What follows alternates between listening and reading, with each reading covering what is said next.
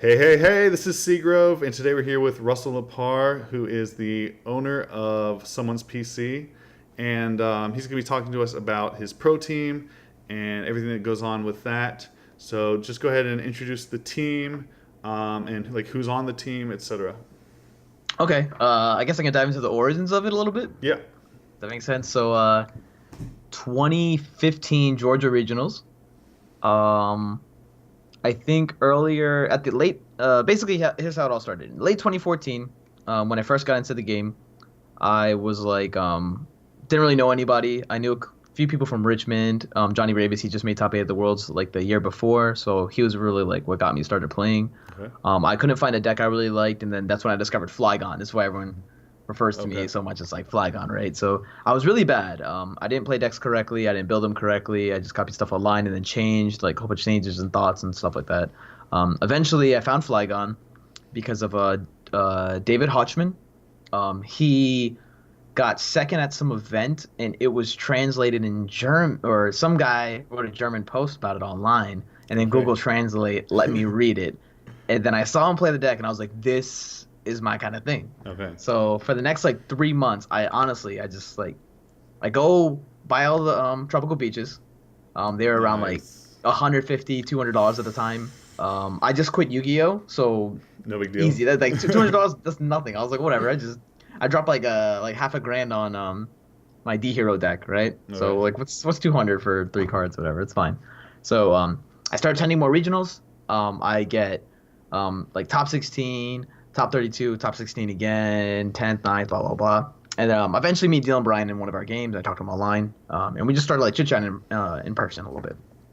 So we continued that kind of like connection on for a little bit more, and we go to Philadelphia regionals, and that's when I pitched him Dawn Fan. Okay. So Oh, like yeah, this yeah. is how the origins of Dawn Fan started, right? Yeah. So I go to nationals. Me and him are really good friends. He wants to play the deck, but he ends up playing a Pyroar deck. He should have just played Flygon with me. We had the same 60. I made top 16 at this like nationals. It was pretty much my breakout performance. Okay. I played against like my lineup was ridiculous for this regionals. I had to play against Jacob Van Wagner round one, Okay. and he knew he was playing Flygon, and when he sat down, he's like, "I'm gonna lose." I was like, "Why?" And he's like, "I heard you're really good with Flygon," and I was like, "Oh, okay." And he flips over to Pinch, and I was like, "What the fuck?" I'm freaking out over it, and he I kind of 2-0 him, and then I show him how to play the mirror match just in case he plays Z in the future, and Yeah. like talk a little spit. And as soon as we played against each other, Bond was born. Like me and Jacob Cool. just became instant homies, right? Next round after that, I had to play against Christopher Wynn. You probably don't know him, but he's a Cali dude, and he was a beast back from like 2009 and Okay. up. He just retired for a few years, and he's been gone for the past like 4 years. So Okay. there's no way you know him, but he again was a threat. So basically, what happened was round one I had Jacob Van Wagner. Round two I had someone with a round one bye, and then round three I had someone with a 2 round bye. Round three I had to play against Sam Chen, and this is Oh, my first snap. interaction with Sam Chen. Yeah. So he's like, "Oh, I heard you're good with Flygon." I was like, well, "Who the heck are like who's telling people this? What's this chain of connection, people?" Yeah.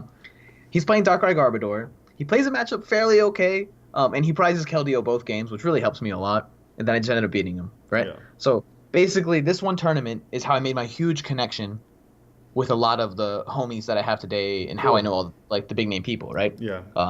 Which is why if anyone's like new into the game or anything, talk and interact with your opponents, no matter who they are, if they're nice or if they're big name players, they're just so nice. Yeah. Like you can just become friends with them. You can ask them for advice.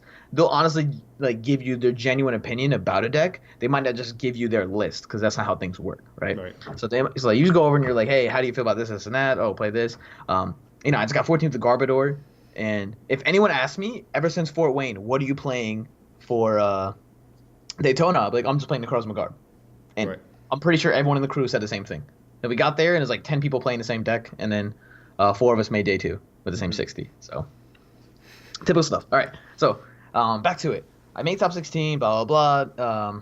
Good nationals. I feel like I made tons of connections. Yeah. Team Fish Knuckles starts hitting it off, right? Mhm. So Squeaky's making big moves with his Yeah. like YouTube channel. Like Fun hits 1,000. We see more and more stuff. And I was like, we can do our own kind of videos that'll be super different from how Squeaky does it. And we're just gonna do discussion videos. And like a lot. Who's It's really, we really at this chill. point?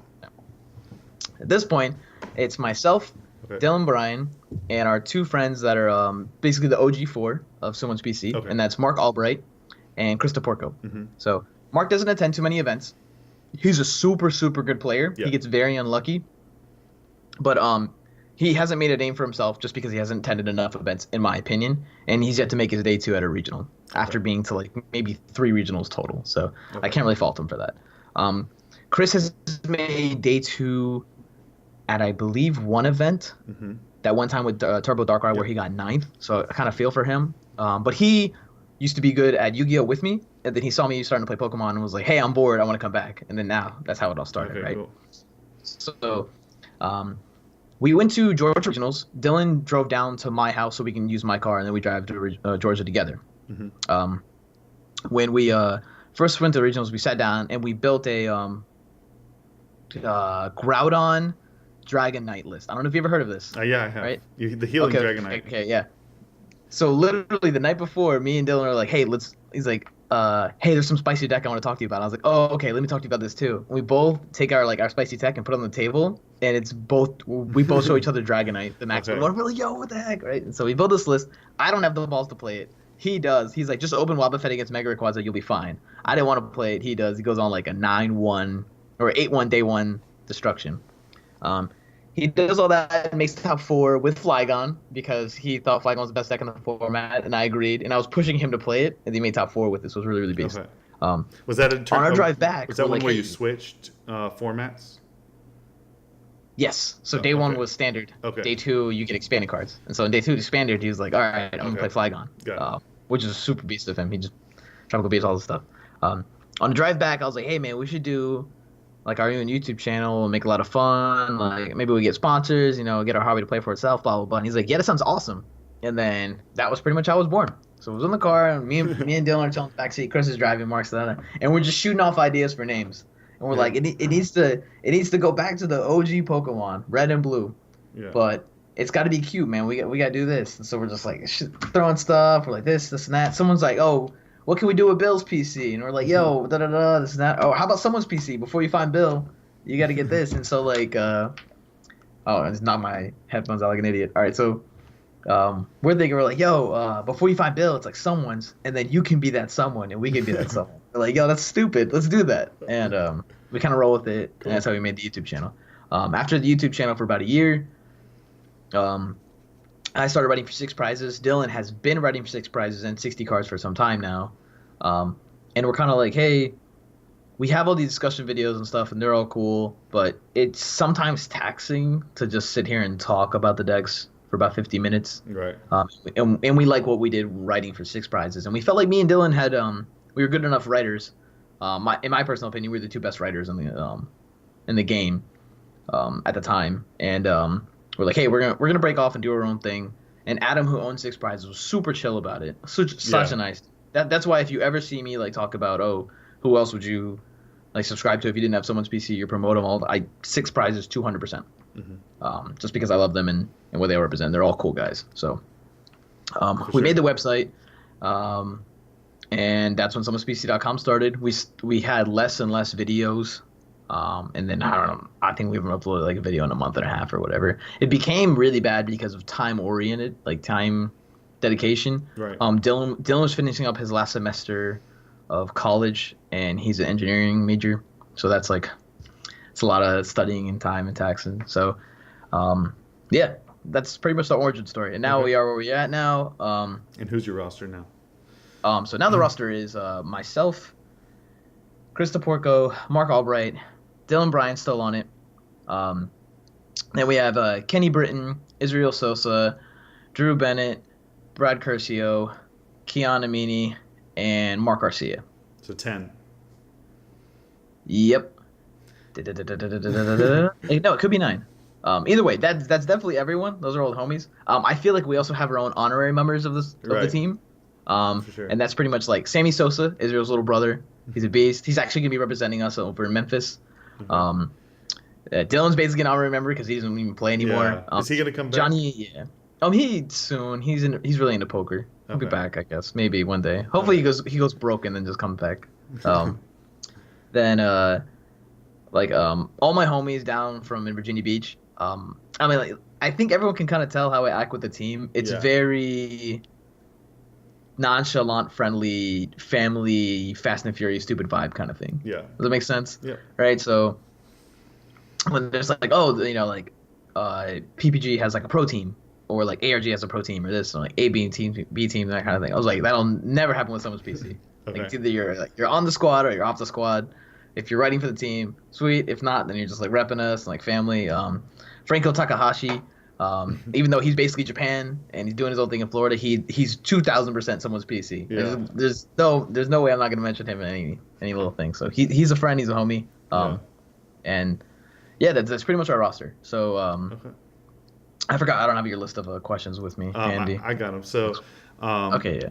when will you be adding more players, and if so, what do you look for in a player? Probably not.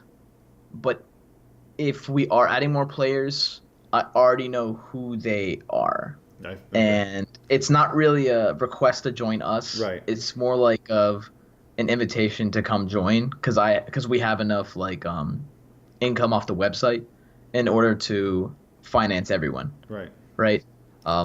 So when people are like, oh hey, I was thinking about joining, or what do I have to do to join, or what's the qualifications? There are no Right. qualifications for us. Like Yeah. Chris and Mark, no offense to them, Chris has 1 day 2 in a regional, and then Mark has none. Yeah. But they will never not be on the team. Right. Like Because they're the OG. yeah, they're OGs. They're family. If Kenny, I mean, I don't think Kenny's ever gonna have like a bomb season. Or if anyone had like a horrible season, they literally didn't day 2 a regional, like did this, no tops, don't even attend events. We don't care. Yeah. Like that's not gonna be us. If I invite more people, it's because I can, one, fill more slots on writing and give out for more for writing, as well as be able to finance where I can take in as many people in. And for us, you have to be a friend already of the group, Right. before you kind of join in.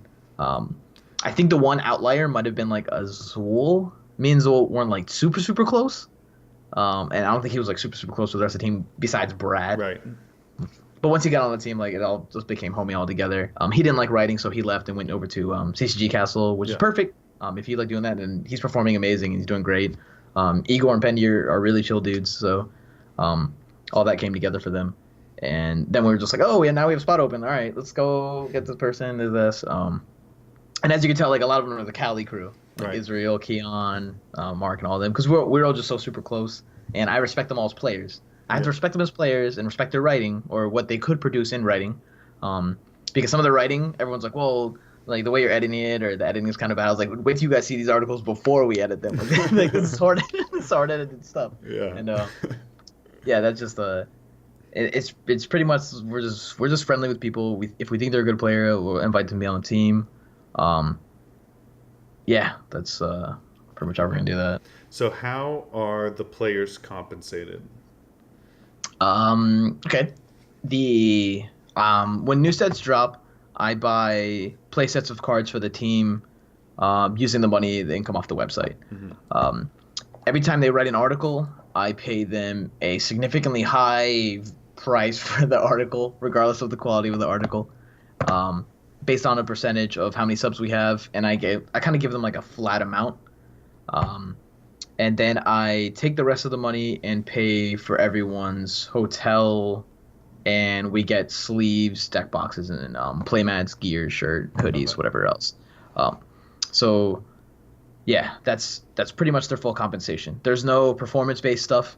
I take absolutely nothing from them. So if they like, oh, he won a regional, all right, does someone's PC get a portion of them thrown into the pool? It's like, no, that's his. He keeps it. And then I just kind of pay for the hotel for what they got to do. And it usually works out enough. There are times when some of them need flights to places, to which I just say, just write me like 2 articles, and then I'll pay for your flight. Okay. And then that's like how it That's all cool. kind of work together. I'm hoping in time, once we get enough like actual card sponsorships, that I can take away the amount I budget off for individual playset cards, Right. and then just turn it into flights for the squad. So they have like, all right, so this like next 6 months I'll pay for 2 of your flights. So until then, like don't like expect this or expect that. So that's how it works out. It was really expensive the past couple sets because we had Lele's. Yes. So I was like, all right, guys, this is about to be like pretty much like $1,500 with all the cards I need to get for everyone. So if we just chill out on like flights or whatever else we gotta do, and they're like, okay, that works. Okay, that's cool. Yeah. So in return, your players are writing articles Hmm. and pushing your brand in some way. What are your players doing for your brand? Absolutely nothing. So Okay. all they're gonna do is write articles, and all we can do is get subscribers. And then all I'm doing is taking the money we get off subscriptions to give back to them or pay for us to fly to places. Mm-hmm. I have my own 9 to 5 job as a database administrator, Right. and I try not to, or I actually don't profit from the squad at all because I end up just taking it and paying for other things in the future. Right. As far as like a Someone's PC brand, we don't have any sponsors yet outside of Ultimate Guard that pretty much need us to like show off for them, or we get paid monthly based off having. I'm pretty sure Ultimate Guard has different contracts with other teams, but the way they are for us is just like, oh, we'll provide you this product, this and that, and yeah. But they also All they do is like people recognize them because they perform well and they're all very nice dudes. They're all homies, and they go, oh, look, that Someone's PC team's pretty cool. They're all nice. They like know what they're talking about, that kind of thing. And then people consider subscribing. If they subscribe, that's perfect. The people who subscribe learn more. We actually keep our price super low. Yes.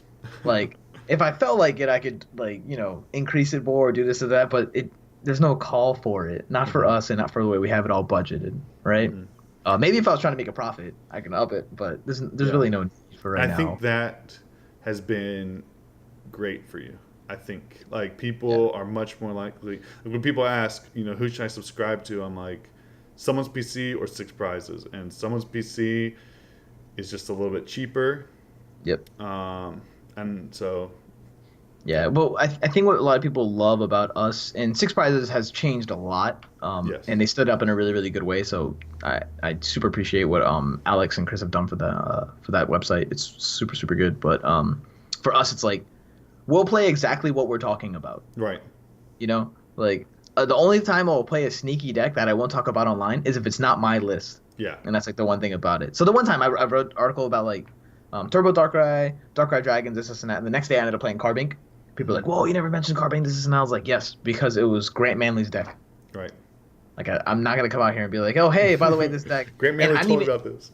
Yeah, I didn't even think about playing that deck until 2 hours the night before. Like I walked over to Kenny and I was like, hey Kenny, do you have Carbink Breaks and Magnetic Storms? He's like, what? And so we're like sitting there building it. And then he plays Greninja. He wanted to play Greninja anyway, and I was like, look man, I'll give you some free wins tomorrow. Yeah. And I ended up giving him a free win, and then he beat Sam in top 4 for a free win there, which is good for him. But yeah, that's pretty much the only form of compensation or what they do. All I want to do is, like I said, it's very family oriented. As long as the website can pay for everyone for what they need to play the game and hobby, and to help them travel as much as possible, hotels, cards, yada yada yada, then I'll get that for them, sleeves, deck boxes, and in turn, if they're just nice dudes and they're winning, then we're good, we're happy, and they keep all their prize money. We don't care about that. Yeah. There's no need. Cool. So last question, and I have sort of a different take on the last question after. Do you ever plan on expanding to other games? For Someone's PC? Yeah. Okay. It'll take a lot though. My initial thought is having VGC for like VGC articles or videos, like high quality stuff that honestly would have to be behind a paywall in order for it to make sense. Right. But I don't know how the VGC community works and how they respond to that. So that's like my first initial thought is like, oh, okay, like if they're already giving out all their information and doing this and that, doesn't really help too much for them. And like I said, I'm not trying to make a profit off of it, but for us to like take a VGC and then just pay for someone with their flight and this and that, and they're not doing anything for us in return because we're not getting kind of value off of it. There's no point.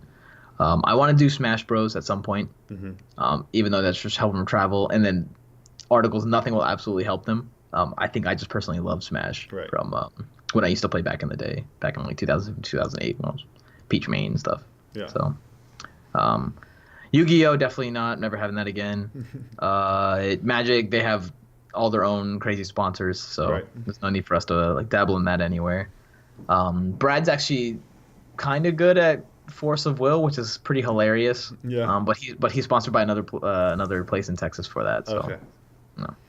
Yeah, I saw he was at the World Championship earlier. Yeah. He went I think went like X2 or something. He ended up missing cut or Okay. something. No. So But he went to Japan right. on their dime, so he's fine with that. Exactly. So, last question. Hmm. It's what year is this? 2017. It's 2023, and Pokemon has loosened up on the protection of their brand, Yeah. and in comes Reginald from TSM up to Russell Lepar. He says, "I want to buy someone's PC. I want you to play under TSM." Yeah. Is there any chance of that happening? I mean, not the In, scenario, but if he in a talks to heartbeat. you. Okay. In a heartbeat. Yeah. So, funny you say that. All right. I don't know if you knew this about this, or about me. I've been playing League of Legends since almost beta. Okay. So before season one ever even happened. Before TSM used to be this super old school TSM. There's a time before they had the Rayman, Reggie, and all of them onside their squad together. I think Chowster actually used to be their AD carry before he switched over to CLG. I don't even know if you know who Chowster I is, did, right? yeah. Okay. So I am a diehard CLG fan. Okay. Till I die. But if Reggie came over and talked to me about that, then that'd be pretty much awesome. Yeah. I also know that TSM actually didn't originate from just Reggie. It was his older brother Dan Din. Right. So it was Dan Din and Reggie, and then they made TSM together, and it grew into what they have now. Okay. And they probably only grew because of the bro-ish, like brolic mindset they have. It was very frat Right. boyish and very funny and entertaining. So Yeah. that's why I think that's why they grew their brand as well as they did from this time. But if Sure. they wanted to get into the game and they were like, "Oh, we want to buy someone's PC, you do this now," I'll be like, "Sure, take it in a second." I'll just like value it up and pack it and send it over. What I won't have is anyone on the team kicked off or leaving it. That's all. That's all I would ask for. That'd be contracted. Okay. So you're not kicking anyone off currently on the squad. You can add new people. I don't care. It's no longer someone's PC in my eyes. But Right. these guys aren't leaving. So, Okay. That's yeah. awesome. Homies. All right. Well, thank you so much for your time. And do you have man. any shout outs or anything you want to give? Shout out to Ultimate Guard, of course, for being amazing sponsors. Shout out to TC Evolutions. They actually don't sponsor us, or anyway, they sponsor all the other teams, but not us. The owner is a super nice dude, and he sent over some dice to Drew and myself, and he also sponsors Sammy and Israel. Okay. And that is like in a way where the guys on the team they're contracted, but in no way is it like binding them from leaving or going to someone else or getting sponsored by someone else. Does it make any sense? Yeah. The contract would basically be it's a written statement of saying, "Hey, you guys are ready for me, Yeah. and this is how this works." And I could be super upfront about the contract. It's like a little nothing, Yeah. you know. And it's just like, "Hey, just so you know, this is what it is." And they're all super good friends with me, and I think they all know I never steer them wrong, you know. Right. Like it's not in me. Like if something's gonna happen, I would just talk to them about it. Yeah. You know. The day Azul wanted to dip, he was just like, "Hey, can you hop on Skype and talk?" And I was like, "Oh, what happened? Are you getting on TCG Castle?" And he's like, "Oh, how'd you know?" I was like, "All right." He's like, "Yeah, the Some1'sPC. Is that okay?" And I was like, "What? Of course it's okay. Just go." And like just talking. So Yeah. it's fine. And for me, TC Evolutions, the owner's super nice, and whatever he wants to do with Israel or the rest of the players or talk to them, perfectly fine with me. Okay. Very cool. Yeah. And for myself, check out my articles on Flipside Gaming. I do Rogue articles, and twice, both of the ones I've written so far have gained a little bit of hype between the time I've submitted them and they've been published. It was like Zernius Break with Garbodor and Solgaleo. So check those out, and if you go there, you can use discount code SEAGROVE for 10% off. All right, thanks again. Take it easy.